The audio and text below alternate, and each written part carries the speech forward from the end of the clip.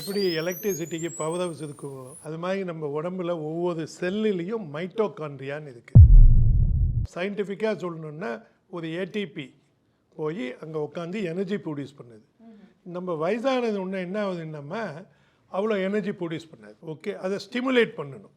Okay, அதுக்கு 3 வழிகள் இருக்குது. ஒரு வழி முதல்ல சொன்ன மாதிரி எக்ஸசைஸ் பண்ணணும். அது ரொம்ப சிம்பிள். ஒரு படிக்கட்டு ஏறினீங்கன்னு வச்சுக்கோங்க, நிறைய பேருக்கு புரியாது. படிக்கட்டு ஏறினீங்கன்னா அல்லது இறங்குனீங்கன்னா கூட போதும். ஓகே, இன்ஃபேக்ட் இறங்குறதுக்கு மோர் எனர்ஜி தேவை. நிறைய பேர் தப்பாக என்ன நினச்சிப்பாங்கன்னா படிக்கட்டு இறங்குறது சொல்ல பண்ணுவோம். ஓகே, அவங்களுக்கு அந்த எனர்ஜி கிடைக்கும்.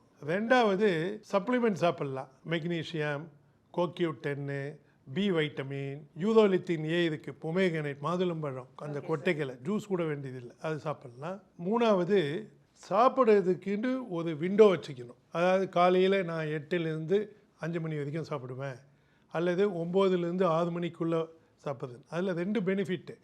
நீங்கள் 5-6 மணிக்குள்ளே சாப்பிட்டுட்டிங்கன்னா உங்களுடைய ரெஸ்டிங் ஹார்ட் ரேட் வந்து குறையும். நீங்கள் பெட்டுக்கு போகும்பொழுது எவ்வளவு குறைஞ்ச ஹார்ட் ரேட்டோடு போகிறீங்களோ அது அளவுக்கு உங்கள் உறக்கம் நன்றாக இருக்கும்.